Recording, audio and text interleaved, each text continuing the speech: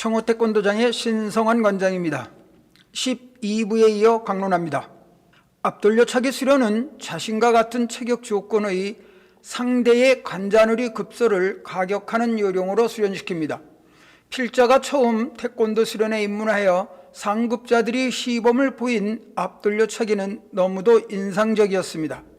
앞에 서 있는 상대가 물고 있는 담배의 불이 붙어있는 부분만 정확히 가격하여 담배를 끄는 정교한 발차기 시범으로 지금도 머릿속에 아주 생생히 기억되어 있습니다.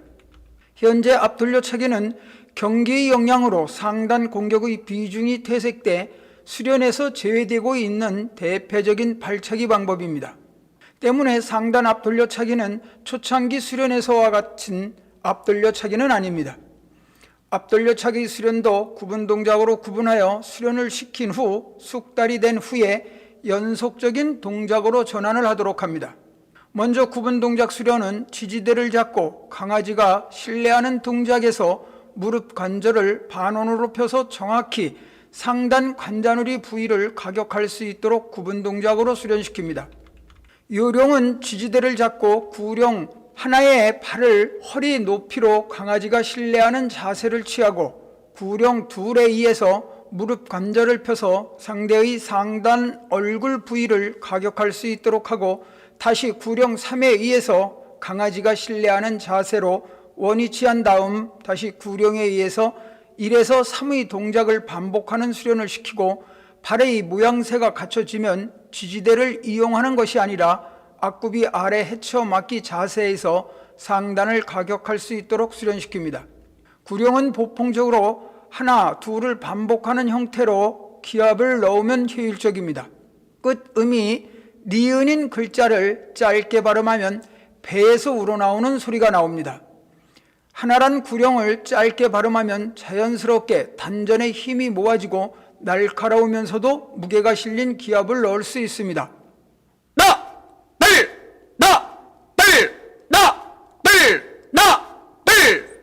이런 기합 소리는 수련생들로 하여금 집중을 유도할 수 있도록 하는 효과가 있습니다. 반면 둘이란 구령은 목에서 발생하는 기합으로 구령을 넣는 사람의 힘 소모를 현저히 줄일 수 있습니다. 유급자 과정에서 구분 동작으로 유품자가 되기 전까지 매일 일정한 횟수를 반복하고 유품자일 경우는 주기적인 기본 동작으로 정확한 앞돌려차기 자세를 유지할 수 있도록 반복 수련시킵니다. 앞돌려차기 일일 반복 수련 횟수도 유급자일 경우는 30회 정도를, 유품자일 경우는 30에서 50회 정도를 매일 반복 수련합니다. 특히 앞돌려차기 수련은 앞올리기, 앞차기에 이어 앞돌려차기를 수련시키기보다는 뒤차기, 옆차기, 앞돌려차기의 순서로 일반적인 수련 순서에서 벗어나 수련을 시키는 것이 처음 입간에 발차기를 수련하는 수련생들에게 효과적입니다. 제시한 수련 순서는 필자가 그동안 초보자, 저학년을 지도한 경험적인 것입니다. 꼭 이대로 해야 하는 절대적인 것은 아닙니다. 하지만 저학년 수련생뿐만이 아니라 일반부 수련생에게도 동작의 맵시는 물론 정확한 동작을 습득하는 데 아주 좋은 결과를 가져옵니다. 앞돌려차기에서 허리 움직임에 따른 수련 방법을 확실히 구분하는 동작이 있는데 나이 어린 수련생들에게는 이론적인 형태의 설명은 생략하나 중고생 이상의 수련생들에게는 허리의 움직임에 따른 동작의 용도를 확실히 구분해 설명합니다. 아주 중요한 사항입니다.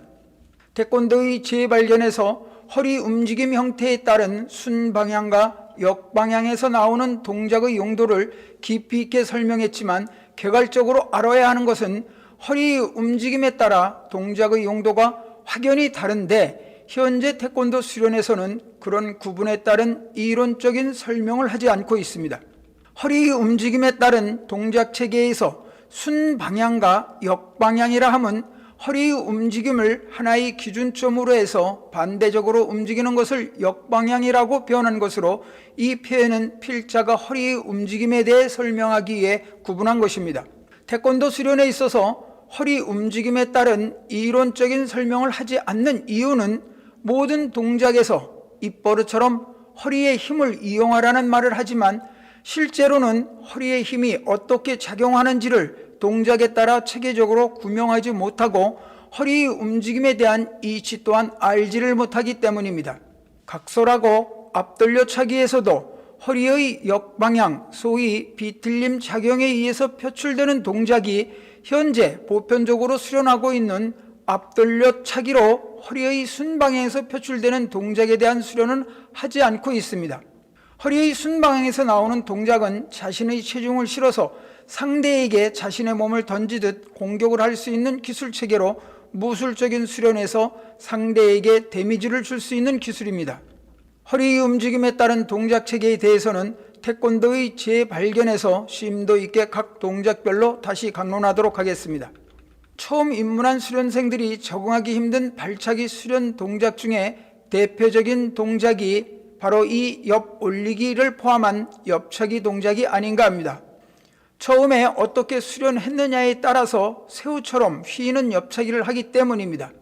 설명되는 옆차기 동작에 대한 수련은 청호 계열에서 수련하는 방법체계로 독특한 형태의 옆차기 수련이라고 자부합니다. 현재 태권도계에 FM이 되어 있는 옆차기 수련은 잘못되었다, 아니다라고 하기 이전에 이치에 맞지 않는 수련 방법이라고 지적합니다. 경험적으로 볼 때 가격점에 전달되는 힘이나 가격을 하기 위한 도구인 발날이 힘을 집중하거나 공격 도구로서 적당하지 않는 것입니다.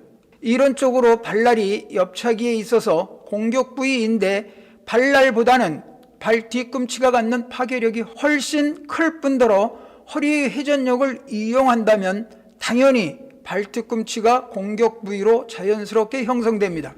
따라서 신체의 이치상 머리, 등, 엉덩이를 거쳐 다리 부위가 일직선이 된다는 것은 발날이 공격 부위가 되는 것이 아니라 발 뒤꿈치가 최종 공격 부위여야 되는 것입니다. 허리를 이용하여 힘을 몰아쓰는 무술 이론인 발경이란 힘을 발산하는 방법이 있습니다. 무술에서 발경이란 상대방에게 타격을 주기 위해 힘을 발산하는 상태를 말하며 세세하게는 120여 가지가 넘는 방법이 있으나 보편적으로 13가지 정도의 발경법이 있습니다. 필자는 6대 경으로 함축합니다.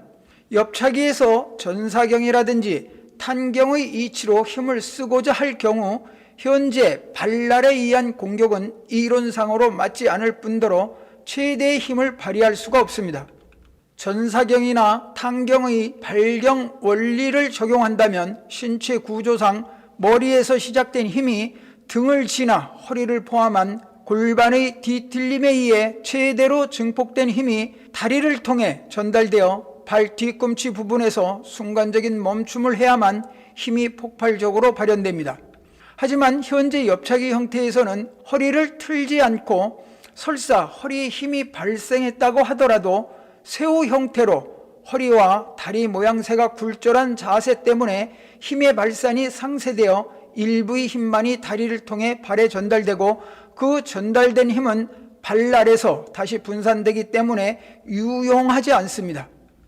허리에서 생긴 힘이 골반을 지난 후 새우 형태로 허리와 다리 모양새가 굴절한 자세에서 가속적인 힘과 뒤틀림에서 나온 힘은 전부 소멸되고 근육에 의해 밀어내는 힘만이 작용하므로 발경에 의한 힘이 작용할 수 없는 것입니다. 현재 품새에서 시연하고 있는 옆차기는 무술로서 가치가 없는 공격수단인 것입니다. 굳이 발경 이론을 적용하지 않더라도 현재 새우처럼 휘어진 형태의 옆차기 자세와 최종적으로 힘을 가격한 점에 전달한 발날은 위력면에서 발 뒤꿈치를 따라갈 수 없습니다.